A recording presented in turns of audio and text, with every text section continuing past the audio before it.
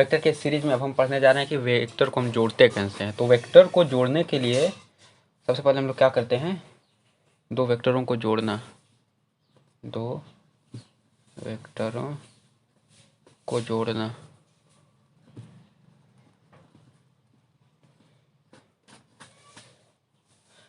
सबसे पहले दो या दो से अधिक वेक्टरों को तब ही जोड़ा जा सकता है जब वे समान प्रकृति के हो।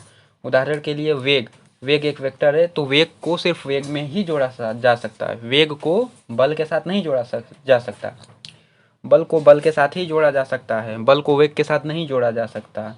इसी प्रकार यदि दो वेक्टर ए व बी, वेक्टर ए व वेक्टर बी यदि समान प्रकृति के हैं, समान प्रकृति के मतलब एक ही राशि हैं, जैसे वेग हो, दोनों वेग के हों, दोनों बल हों, दोनों समवेग हो, दोनों जब समान प्रकृति के हों तभी उन्हें जोड़ा जा सकता है। तब इनका वेक्टर योग होगा वेक्टर आर, यानी resultant is equal to A vector धन बी वेक्टर। ओके। वेक्टरों को हम लोग सामान्य बीजगणित के नियम पे नहीं जोड़ते हैं। इन्हें जोड़ने की दो प्रमुख विधि हैं। पहली विधि है ज्यामितीय विधि और दूसरी विधि है कि वेक्टरों के और ये नहीं, पहली विधि है दो वेक्टरों को बीजगणित के नियम के आधार पर नहीं जोड़ा जा सकता। वेक्टरों को जोड़ने के लिए दो विधि हैं जो प्रमुख हैं, जिसमें एक है ज्यामितीय विधि ज्योमेट्रिकल मेथड और दूसरा है गणितीय विधि यानी एनालिटिकल मेथड। तो हम लोग अभी ज्यामितीय विधि स्टार्ट कर रहे हैं। तो ज्यामितीय विधि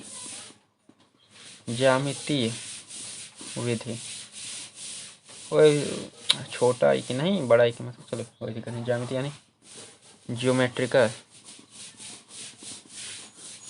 मेथड। इसमें तीन है। एक वेक्टर को त्रिभुज के नियम से जोड़ना, दूसरी समांतर चतुर्भुज के नियम से जोड़ना और तीसरा बहुभुज विधि। तो हम स्टार्ट कर रहे हैं त्रिभुज विधि। त्रिभुज विधि क्या है? वेक्टरों की त्रिभुज विधि क्या है? त्रिभुज विधि। ओके। तो इसके लिए सबसे पहले हम लोग क्या करते हैं, जैसे मान के चलो कोई वेक्टर ए है, इसमें अगला वेक्टर तभी जोड़ सकता है। अगला वेक्टर जोड़ने के लिए कंडीशन है, इस पॉइंट से अगर ए वेक्टर स्टार्ट होकर यहाँ खत्म हुआ तो अगला वेक्टर यहीं से शुरू होगा। तो अगले वेक्टर का यह जो वेक्टर बी है मान के चलते हैं, तो यह जो है आगे का हिस्सा, यह एक तीर की तरह, बाढ़ है, बाढ़ यानी तीर यानी बाढ़। तो ये जो अगला सिरा है यानी बाढ़ाग्र, ये जो बाढ़ाग्र है अगला सिरा वेक्टर ए के बाढ़ाग्र से इसके पिछले सिरों को जोड़ते हैं, यानी वेक्टर बी। यह गया वेक्टर बी। और त्रिभुज विधि क्या है? वेक्टर ए का पिछला सिरा और वेक्टर बी का बाढ़ाग्र, इन दोनों को मिला देते हैं तो आ जाएगा यह वेक्टर आर। अगर चाहे तो हम इसको चेंज भी कर सकते हैं। पहले वेक्टर बी बनाए और वेक्टर, अब इसका पिछला सिरा यहाँ है, बाढ़ाग्र यहाँ है। अब दूसरे वेक्टर यानी ए वेक्टर का पिछला सिरा इसके बाढ़ाग्र से जोड़ेंगे वेक्टर बी के, तो आ गया ए वेक्टर यहाँ, इसका बाढ़ाग्र यहाँ आ गया। तो बी के पिछले सिरे को वेक्टर ए के बाढ़ाग्र से जोड़ देंगे। उसी तरह अब यहाँ आ जाएगा आर वेक्टर बराबर B vector plus A vector. यहाँ R vector is equal to A vector plus B vector. इसका मतलब है A vector plus B vector, पहले ए वेक्टर आया फिर बी वेक्टर। जिसको इस तरह कभी वेक्टर को हम कभी इसी तरह हमेशा ही जोड़ते हैं। अगला बाढ़ाग्र से पिछला सिरा, बाढ़ाग्र से पिछला सिरा, बाढ़ाग्र से पिछला सिरा, यह सही है। लेकिन यह और यह इस तरह हम कभी नहीं जोड़ सकते। यह इस तरह हम कभी भी नहीं जोड़ सकते। यह दोनों तरीका गलत है। हमेशा हमें बाढ़ाग्र को, पहले वेक्टर के बाढ़ाग्र को दूसरे वेक्टर के पिछले सिरे से ही जोड़ना होगा, तभी हमारा जोड़ना सही रहेगा, वरना गलत होगा। तो अब हम क्या करते हैं, यह जो इसकी लंबाई है, इन दोनों को लिख, मान के चलो यह जो इसका परिमाण जितना दिया हो और इसका परिमाण जितना दिया, तो हम लोगों को क्वेश्चन में दिया रहेगा। इस तरह पहले इसको जोड़ेंगे, इस तरह बी वेक्टर फिर ए वेक्टर अब इसके और इसके बाड़ागरों को मिला देंगे, इसके पिछले सिरे और इसके बाड़ागरों को मिला देंगे आर वेक्टर। फिर हम आर वेक्टर को नाप लेंगे, तो आर वेक्टर जितना आएगा वो हमारा परिणाम ही आ गया। ये तो पहला तरीका है कि त्रिभुज विधि कैसे जोड़ते हैं। ओके, अब है वेक्टरों को भी चतुर्भुज विधि। वास्तव में चतुर्भुज विधि जो है वो त्रिभुज विधि का ही एक दूसरा प्रूफ है, वो भी बहुत आसान है। कैसे? पहला वेक्टर इस तरह है, ओके, ए वेक्टर।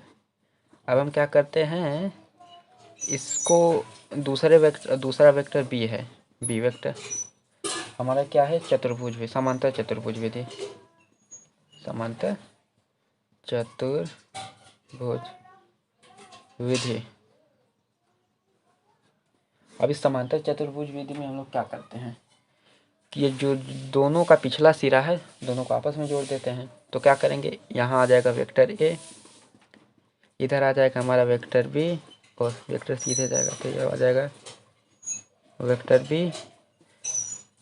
तो हम क्या करते हैं, एक समांतर चतुर्भुज बना देते हैं, यानी ए के पैरेलली ए के बराबर लंबाई का एक डॉटेड लाइन बना देते हैं, यहाँ एक डॉटेड लाइन बना देते हैं। अब यह एक समांतर चतुर्भुज बन गया। अब समांतर चतुर्भुज इस सिरे को और इस सिरे को हम मिला देंगे, ये हमारा रिजल्टेंट है। अब देखें, यह समांतर चतुर्भुज होते थे, यह लंबाई इसके बराबर होगी, यह इसके बराबर होगा, यानी यह भी वेक्टर होगा या ए वेक्टर होगा। तो अभी हम देखें कि पुराना जो त्रिभुज विधि थी उसमें ए वेक्टर प्लस बी वेक्टर बराबर आर वेक्टर, उसी तरह यहाँ है B vector plus A vector बराबर आर वेक्टर। वास्तव में चतुर्भुज विधि त्रिभुज विधि की है, इसे सिर्फ दो तरीके दे दिए हैं। चतुर्भुज विधि, आप त्रिभुज विधि आ रहा है तो चतुर्भुज विधि भी आ जाएगा। जैसे हमारे वेक्टर है बी और दूसरा है वेक्टर सी, तो हम क्या करते हैं, इसके पैरेलली एक लाइन बना लेते हैं, इसके पैरेलली एक लाइन बना लेते हैं, जहाँ मिलेंगे यहाँ मिलेंगे वही हमारा आर वेक्टर है। ओके, अब है तीसरा, जब दो या यह जो तरीका है तो सिर्फ दो ही वेक्टर को जोड़ने के काम आ रहा है, लेकिन जब हमें दो से ज़्यादा वेक्टरों को जोड़ना है तब क्या करेंगे, तो हम क्या इसको दो से ज़्यादा वेक्टरों को जोड़ने के लिए हम त्रिभुज विधि ही लगाएंगे। लेकिन त्रिभुज विधि के में जब दो से अधिक हो जाएंगे तो वो बहुभुज विधि आ जाता है। जैसे पहला यह बहुभुज विधि, बहुभुज विधि क्या है, बहुभुज विधि क्या है, पहले एक वेक्टर को स्टार्ट करें, एक लिखें ए वेक्टर, तो जो पहला पॉइंट जिसका इस वेक्टर का जो बाड़ाग्र है और जो पिछला सिरा है पुंछ है, यानी पुंछ पिछला सिरा यानी पुंछ, तो इसको हम एक पॉइंट बना लेते हैं जो मेन पॉइंट रहेगा। बाकी जो वेक्टर हैं बी वेक्टर सी वेक्टर, इन सभी को बाड़ाग्र को पिछले सिरे से जोड़ते हुए चलेंगे। जैसे अब बी वेक्टर का इस तरह आया तो बी वेक्टर हमारा इस तरह हो गया, यह बी वेक्टर इसका पिछला सिरा इससे जुड़ा है, सी वेक्टर का पिछला सिरा इसके बाड़ाग्र से जुड़ा है। अब आखिरी में हमारा जो बचेगा इसका बाड़ाग्र और इसका जो पहला सिरा पहले वेक्टर का, इस दोनों को मिला लेंगे, तो यही हमारा आएगा रिजल्टेंट। इसको हम नाप के हम पता कर सकते हैं कितना है। इसमें ज़रूरी नहीं कि पहले हम ए वेक्टर को ही लें, बी वेक्टर को लें या सी वेक्टर को ही लें, किसी को भी पहले ले सकते हैं। जैसे पहले हम लोग सी वेक्टर को ले लिए या पहले सी वेक्टर को ले लिए, फिर हम ए वेक्टर को ले लिए ए वेक्टर, फिर हम बी वेक्टर को ले लिए बी वेक्टर को ले लिए। अब हम क्या करते हैं, इसके पहले सिरे और इसको मिला देंगे, इसके बाड़ाग्र और इसके पहले सिरे को मिला देंगे, आ जाएगा हमारा आर वेक्टर। या हम चाहें तो पहले बी को ले लें, पहले बी को कैसे लेंगे, यहाँ पहले हमने बी को ले लिया इस तरह बी वेक्टर, फिर ए वेक्टर,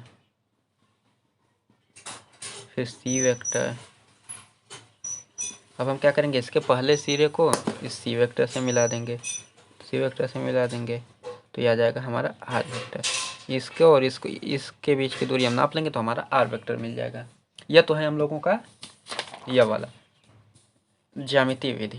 अब हमें आते हैं एनालिटिकल मेथड, यानी गणितीय विधि। गणितीय विधि क्या है, गणितीय विधि क्या है, आते हैं गणितीय विधि। गणितीय विधि इसे अंग्रेजी में बोलते हैं एनालिटिकल मेथड, एनालिटिकल मेथड। इसमें क्या करते हैं, मान के चलिए जो दो वेक्टर दिए हैं जिनके बीच का एंगल हमें पता रहेगा, जोड़ना है तो यह वेक्टर ए है, यह वेक्टर बी है, यह ए वेक्टर है, यह बी वेक्टर है, इनके बीच का एंगल थीटा है। तो हम लोग क्या करते हैं, इन दोनों को जोड़ना, तो क्या करेंगे, ए वेक्टर इधर आ गया, ए वेक्टर, बी वेक्टर यहाँ आ गया, बी वेक्टर, और इनके बीच का एंगल जो है यह थीटा है। तब हम लोग क्या करते हैं, इसको बढ़ा देंगे और इसका ऐसा लेंगे कि जो इस पर लंबवत आ जाए, यानी इसको आगे बढ़ाने पे इसका एंगल यहाँ 90 डिग्री का हो। तो अब हम क्या करते हैं, देखते हैं क्या, यह बी वेक्टर है, तो यह मान लेते हैं x है लंबाई, यह है y। तो हम लोग देखते हैं इस त्रिभुज में, इस त्रिभुज में हम लोग देखते हैं कि y बटे बी, यह एक समकोण त्रिभुज है, बराबर साइन थीटा। कैसे, साइन थीटा बराबर क्या होता है, लंब बटे कर्ण, लंब बटे कर्ण, यह लंब है यह कर्ण है, तो हमारा आ गया y बटे बी, यानी y आ गया बी साइन थीटा। और उसी तरह x बटे बी कितना आ जाएगा, cos थीटा, यानी आधार बटे कर्ण। तो x बराबर कितना आ गया, बी cos थीटा। ठीक, अब हम क्या करते हैं, देखें, अब ये हमारा आ गया, यह ए वेक्टर है यहाँ से यहाँ, तो इसका मॉड्यूलस यानी ए यूनिट है, इसका डायरेक्टर मिला तो ए वेक्टर हो गया। यह इधर है बी यूनिट है, यह इस पर डायरेक्शन मिला तो बी वेक्टर हो गया। तो इस वजह से हम लोग इसमें एंगल का फार्मूला लगा के निकाल देंगे, साइन थीटा यानी लंब बटे कर्ण। उसी तरह y का मान आ गया बी साइन थीटा और x का मान आ गया बी कॉस थीटा। तो अब हम क्या करते हैं, यहाँ दिया है a, यहाँ दिया है a, या सिंपली ए वेक्टर को हम ए लिख दे रहे हैं, यह कन्वीनियंट रहेगा हमारे लिए, क्योंकि बार बार डायरेक्ट ऊपर बनाने में हमको अच्छा नहीं लगा। एक बार समझ गए तो ठीक है। उसके बाद हम, यह हमारा कितना है, यह कितना था हमारा x कितना था, बी कॉस थीटा, यह 90 डिग्री है, इस पर परपेंडिकुलर, ये कितना है, बी साइन थीटा। अब हमें इसको ही तो जोड़ना था, तो हमारा रिजल्टेंट आ रहेगा, इस पॉइंट को जोड़ देते हैं, यह पॉइंट कॉमन है, तो काम करते हैं इस पॉइंट को मिला देते हैं, तो आ जाएगा हमारा आर। तो अब देखते हैं समकोण त्रिभुज हो गया, समकोण त्रिभुज हो गया तो हम पाइथागोरस प्रमेय लगा सकते हैं, यानी कर्ण बराबर, यानी कर्ण का वर्ग बराबर लंब का वर्ग प्लस आधार का वर्ग, आधार का वर्ग। यह है हमारा गणितीय मेथड। लंब का वर्ग यानी आर का स्क्वायर, कर्ण का स्क्वायर बराबर आर का स्क्वायर, और लंब कितना है, बी साइन थीटा यानी बी साइन थीटा का स्क्वायर, प्लस आधार कितना है, ए धन बी कॉस थीटा। क्यों, क्योंकि यह लंबाई ए है और यह लंबाई बी कॉस थीटा, तो दोनों को जोड़ेंगे तो ए धन बी कॉस थीटा हो जाएगा। इसको सॉल्व करेंगे तो कैसे होगा, इसको अब हम आगे सॉल्व करेंगे तो कितना आएगा, आर स्क्वायर बराबर B square sine square theta, plus इसका खोलेंगे तो आ जाएगा A square plus B square cos square theta, plus 2ab cos theta. Okay, अब क्या करते हैं, आर स्क्वायर बराबर ए स्क्वायर प्लस, यहाँ बी स्क्वायर और बी स्क्वायर के इनमें कॉमन है, तो इसको कॉमन कर लेते हैं, तो बी स्क्वायर यानी sign square theta plus cos square theta plus 2ab cos theta. अभी हमने पढ़ा है कि, हमें पता है कि त्रिकोणमिति से पढ़ा है कि sine square theta plus cos square theta is equal to 1 होता है। तो हम क्या कर लेते हैं, A square plus B square into 1 plus 2ab cos theta, यानी R square is equal to A square plus B square plus 2ab cos theta. तो आर आ जाएगा ए स्क्वायर धन बी स्क्वायर धन 2ab कॉस थीटा इसका root, क्योंकि square यहाँ तो इसको हटा देंगे, ये आ गया हमारा फार्मूला। ओके, अब ये फार्मूला आ गया हमारा। लेकिन अब एक और क्वेश्चन आएगा कि यह जो रिजल्टेंट है, यह तो हमें पता है कि जो दोनों वेक्टर थीटा हैं इनके बीच का, दोनों वेक्टरों के बीच का एंगल थीटा है, लेकिन यह जो रिजल्टेंट है यह कितना एंगल बना रहा है, हमें यह भी तो पता करना होगा ना, क्योंकि यह वेक्टर है तो हमें दिशा मालूम होनी चाहिए। हमें इससे यहाँ से हमें मैग्नीट्यूड मिल जाएगा, तो हमें दिशा ज्ञात करना है। तो दिशा ज्ञात करने के लिए क्या करेंगे, हम यहाँ आ जाते हैं सिंपली। ये हमें पता है आर, यह भी अल्फ़ा मान लेते हैं अल्फ़ा। तो दिशा, तो इस एंगल में हम लोग देखते हैं tan alpha is equal to tan alpha बराबर क्या होगा, लंब बटे आधा, लंब बटे आधार। तो लंब कितना है, बी साइन थीटा, आधार कितना है, ए धन बी कॉस थीटा, ए धन बी कॉस थीटा। यानी हमें एंगल भी मिल गया और मॉड्यूलस, उसका मॉड्यूलस भी मिल गया, यानी मैग्नीट्यूड भी मिल गया। जब मैग्नीट्यूड भी मिल गया, एंगल भी मिल गया, तो हमारा ये वेक्टर भी मिल गया। मैग्नीट्यूड इधर मिला, इधर से डायरेक्शन यानी एंगल मिला, इधर से मैग्नीट्यूड, इधर से डायरेक्शन। तो इसलिए हम पूरा वेक्टर सॉल्व कर लिए। ओके, अब इसमें कुछ कंडीशन आ जाते हैं कि यह जो, जैसे यह वेक्टर एंगल तो दिया था थीटा, अगर जब दोनों एक ही दिशा में हो, मतलब ए वेक्टर इधर ही हो, बी वेक्टर भी इधर ही हो, है ए वेक्टर भी इधर हो तो बी वेक्टर भी इधर, तो क्या होगा, ए वेक्टर इधर और यहीं से बी वेक्टर, तो आ जाएगा टोटल ए वेक्टर धन B vector, R vector is equal to A धन बी। यानी जब दोनों एक ही दिशा में हो तो एंगल हमारा जीरो हो गया, यानी पहला कंडीशन आ गया जब थीटा बराबर जीरो, तब आर बराबर ए धन बी। यहाँ भी देख सकते हैं कैसे, अब इस तरीके से देखते हैं, यह तो हमारे ज्योमेट्री से सॉल्व किए।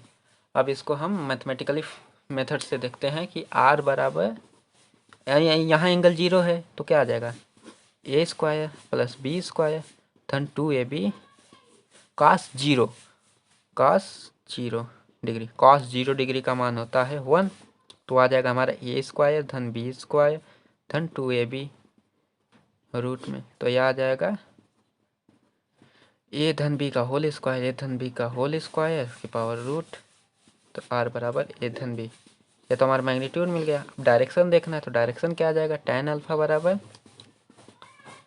बी साइन थीटा, हमारा थीटा जीरो डिग्री है तो साइन थीटा का मान जीरो होगा, जीरो बटे ए धन बी इंटू 1, तो आ जाएगा जीरो डिग्री, जीरो यानी टेन अल्फा बराबर जीरो, यानी अल्फा बराबर जीरो डिग्री। और मतलब पता चल गया हमारा दूसरा कंडीशन क्या है। पहला कंडीशन जब थीटा जीरो डिग्री हो, जब दूसरा कंडीशन जब थीटा 90 डिग्री हो, तो हम क्या करेंगे, तो यहाँ कास थीटा का मान, यहाँ थीटा का मान 90 रख देंगे, तो आ जाएगा हमारा आर बराबर A square plus B square धन 2ab कास 90, कास 90 का मान होता है zero, cos 90 degree, cos 90 degree is equal to zero, तो इसका मान जीरो हो जाएगा। तो आर बराबर A square plus B square, जो भी पाइथागोरस प्रमेय से हम लोग देखे थे। अब थीटा ज्ञात कर लेते हैं, एंगल ज्ञात कर लेते हैं। एंगल कितना बना रहे हैं, यानी टेन अल्फा, एंगल जरूरी है, ये तो मैग्नीट्यूड मिला। अब डायरेक्शन ज्ञात करने के लिए हमें एंगल चाहिए। एंगल कैसे निकलेगा, यहाँ है टेन थीटा बराबर बी साइन थीटा अपान ए धन बी कॉस थीटा, यानी साइन, यहाँ थीटा 90 है तो बी साइन 90 डिग्री बटे ए धन बी कॉस 90 डिग्री, तो हमारा आ जाएगा साइन 90 डिग्री का मान होता है 1, यानी sine 90 degree is equal to 1 and cos 90 degree बराबर 0, यानी बी बटे ए, यानी टेन अल्फ़ा बराबर बी बटे ए, या अल्फ़ा बराबर टेन इनवर्स बी बटे ए। हमें अल्फ़ा भी मिल गया, एंगल भी मिल गया, मैग्नीट्यूड भी मिल गया। अब तीसरा कंडीशन है कि जब दोनों वेक्टर एक दूसरे के विपरीत दिशाओं में, मतलब एक वेक्टर यहाँ, ए वेक्टर इधर जा रहा है और बी वेक्टर इधर आ रहा है, बी वेक्टर इधर आ रहा है, तो अभी हम लोग ने पहले ग्राफिकल मेथड से सॉल्व करते हैं इसको। कैसे, पहला वेक्टर का पूंछ से बाड़ाग्र तक खींचेंगे तो ये बाड़ाग्र आ गया ए वेक्टर। अब दूसरे वेक्टर का पूंछ और पहले वेक्टर का बाड़ाग्र जोड़ते हैं, तो यहाँ से स्टार्ट होगा, यह कहाँ तक जाएगा, बी वेक्टर यहाँ इधर आ जाएगा, यहाँ तक आएगा, और हम क्या करते हैं इसको जोड़ने के लिए, जो पहला वेक्टर का पूंछ था उसको जो जोड़ेगा, जो आखिरी में बड़ा अग्र बचा है उससे से मिला देंगे, यानी हमारा ये आ जाएगा r बराबर आ जाएगा a vector plus b vector. इसको इस मैथमेटिकल फॉर्म में कैसे करेंगे, यहाँ हमारा एंगल कितना है, थीटा कितना है 180 डिग्री, यानी जब जब थीटा है 180 डिग्री, ओके, तो कितना आ जाएगा, कास 180 डिग्री का मान होता है, कास 180 डिग्री का मान होता है -1, और साइन का मान होता है, साइन 180 डिग्री का मान होता है 0। ओके, तो इसमें रख लेते हैं r बराबर a² प्लस b² धन 2ab कास 180 डिग्री, कास 180 डिग्री यानी -1, यानी हो जाएगा a² प्लस b² धन